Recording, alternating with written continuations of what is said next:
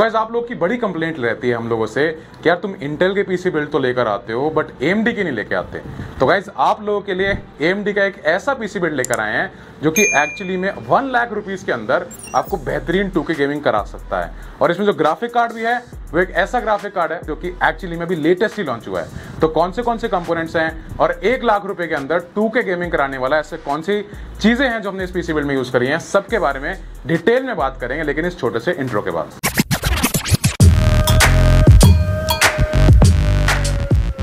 लोग भी अपने लिए कुछ ऐसा ही पीसी बिल्ड बाय करना चाहते हो तो हमारी वेबसाइट पर जाओ, jetlabtechnology.com हमारी वेबसाइट है। यहाँ पर आपको सभी के सभी पीसी बिल्ड्स मिल जाएंगे बहुत ही बेहतरीन ऑफर्स के अंदर। कस्टम पीसी बिल्ड हो, प्री बिल्ड पीसीज हो, सब कुछ बहुत बढ़िया प्राइसिंग के अंदर मिल जाएगा। आप चाहो तो अपने हिसाब से कोई कस्टम पीसी बिल्ड या फिर कोई कस्टम कंपोनेंट भी ऑर्डर कर सकते हो। आपके ऑर्डर करने के एक ही हफ्ते के अंदर आपको आपके सभी कंपोनेंट्स चाहे इंडिया के किसी भी कोने से बिलोंग करते हो डिलीवर हो जाएगा। इसके अलावा अगर आप हमारे स्टोर पर आना चाहते हो, जेटलैब टेक्नोलॉजीज हमारी जो स्टोर है वो नेहरू प्लेस में अवेलेबल है। आप यहाँ पर आकर भी अपने सामने भी पीसी बिल्ड करवा सकते हैं। पूरा कंप्लीट AMD पीसी बिल्ड है ये, और AMD पीसी बिल्ड होने का मतलब है कि प्रोसेसर एंड ग्राफिक कार्ड दोनों ही AMD के हैं, और ऑब्वियसली जो मदरबोर्ड भी है वो भी AMD के हिसाब से लगेगा। प्रोसेसर के लिए यूज किया है AMD का Ryzen 5 7600।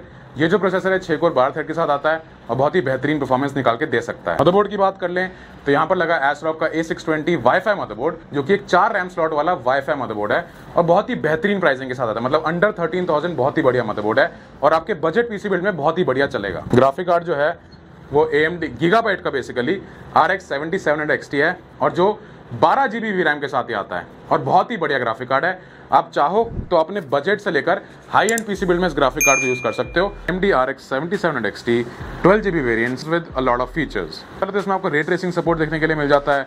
उसके अलावा AMD का हाइपर RX जो कि एक अपस्केलिंग टेक्नोलॉजी है इस ग्राफिक कार्ड में आपको देखने के लिए मिल जाती है। इसके अलावा AMD का जो नेचुरल फिडेलिटी FX और सुपर रेजोल्यूशन 3 दोनों ही इस ग्राफिक कार्ड में आपको देखने के लिए मिल जाते हैं, जो कि गेमिंग एंड एडिटिंग फंक्शनलिटीज के लिए मोर देन इनफ है। रैम के लिए we have gone with the T-Force Vulcan Z DDR5 RAM, जो कि 16 GB का सिर्फ एक ही स्ट्रिप लगाया है, जो कि क्लॉक्ड एट 5200 MHz। स्टोरेज के लिए we have gone with the XPG Gamix S5 500 GB का वेरिएंट है, जो कि यहाँ पर Gen 3 SSD है, जो कि हमने पीसी बिल्ड में यूज करी है। आप चाहो तो Gen 4 भी यूज कर सकते हो, बट उसके लिए बजट आपको थोड़ा सा इंक्रीज करना पड़ेगा। बात कर लें अपनी पावर सप्लाई की तो यहाँ पर हम लोगों ने यूज किया एंटेक की तरफ से आने वाली उनकी CSK 550, जो कि एक ब्रॉन्ज रेट पावर सप्लाई है एंड इस पूरे सेटअप के लिए मोर देन इनफ है। अब कैबिनेट जो आप देख रहे हो गाइस, ये बिल्कुल लेटेस्ट लॉन्च कैबिनेट है, मतलब कि अभी ही गैलेक्सी ने लॉन्च किया उनकी Revolution 06। Revolution 01 का थोड़ा सा रिफाइंड वर्जन है, मतलब कि ARGB कैबिनेट है और इसमें आपको 4 ARGB फैंस देखने के लिए मिल जाते हैं, जो कि इसको बहुत ही बढ़िया परफॉर्मेंस निकाल कर देते हैं। सबसे पहले बात कर लेते हैं गेमिंग टेस्ट के बारे में कि गेम्स के अंदर ये पूरा कॉम्बिनेशन कैसे परफॉर्म कर रहा है। एक चीज़ का ध्यान रखना कि यहाँ पर जो कूलर लगा है वो सिर्फ और सिर्फ स्टॉक कूलर जो प्रोसेसर के साथ आता है वही यूज किया गया है। हम लोगों ने यहाँ पर खेली साइबरपंक विद FSR ऑन, तो इसमें एवरेज FPS हम लोगों को देखने मिले वो थे 94। अगर टेम्परेचर्स की बात कर लें तो अराउंड 65 डिग्री टेम्परेचर्स मेंटेन थे। इसके बाद हम लोगों ने खेली Forza Horizon 5 in maximum possible settings, जिसमें एवरेज FPS थे अराउंड 205 एंड टेम्परेचर्स की बात कर लें 69 डिग्री सेल्सियस टेम्परेचर्स मेंटेन थे। हम लोगों ने खेली God of War in maximum possible settings in very high settings with FSR on, जिसमें एवरेज FPS थे अराउंड 181 एंड अगर टेम्परेचर्स की बात कर लें तो अराउंड 67 डिग्री सेल्सियस मेंटेन थे। फिर हम लोगों ने खेली Hitman 3 इन अल्ट्रा सेटिंग्स, जिसमें एवरेज FPS थे अराउंड 214 एंड टेम्परेचर्स की बात कर लें तो अराउंड 65 डिग्री सेल्सियस। हम लोगों ने खेली Far Cry 6 in maximum possible settings with FSR on, जिसमें एवरेज FPS थे अराउंड 144 एंड अगर टेम्परेचर्स की बात कर लें तो अराउंड 60 डिग्री सेल्सियस मेंटेन थे। फिर हम लोगों ने खेली Marvel's Spider-Man Remastered in maximum possible settings with FSR on, जिसमें एवरेज FPS थे अराउंड 110 एंड टेम्परेचर्स वही अराउंड 64 डिग्री सेल्सियस। स्पाइडरमैन की हम लोगों ने माइल्स मोराल्स भी खेल के देखी इन मैक्सिमम पॉसिबल सेटिंग्स, जिसमें एवरेज FPS थे अराउंड 73 एंड टेम्परेचर्स की बात कर लें तो अराउंड 65 डिग्री सेल्सियस मेंटेन थे। लास्टली हम लोगों ने खेली Star Wars Jedi Fallen Order in their epic mode, जिसमें एवरेज FPS से 173 एंड टेम्परेचर्स की बात कर लें तो अराउंड 64 डिग्री सेल्सियस। रिजल्ट्स तो आप लोगों ने देख ही लिए होंगे और यहाँ पर जो रिजल्ट्स हैं वो एक्चुअली अमेजिंग है। मतलब अगर मैं ये सोचूं कि 1 लाख का बजट है और 1 लाख के अंदर कोई पीसी बिल्ड करना है और जिसमें ये कंपोनेंट्स लग रहे हैं और ऐसी परफॉर्मेंस निकल कर आ रही है, तो बहुत बढ़िया चीज है। मतलब कि एक 50,000 से नीचे का ग्राफिक कार्ड और एक अराउंड 20 से 25,000 का प्रोसेसर अगर मिलकर मोर देन 200 FPS जैसी परफॉर्मेंस दे पा रहे हैं तो that is actually very amazing.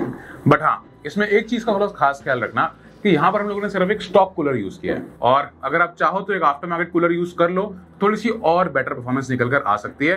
Temperatures gaming में 60-70 तक जा रहे थे, जो कि ज्यादा नहीं होते, बट फिर भी जितना कम रहे उतना अच्छा है। अब जितने भी लोग ये सोच रहे थे कि भाई AMD सेटअप है, AMD के हिसाब से तो हम आजकल एनवीडिया ज्यादा चल रहा है तो एनवीडिया लेना चाहिए, ऐसा कुछ नहीं है।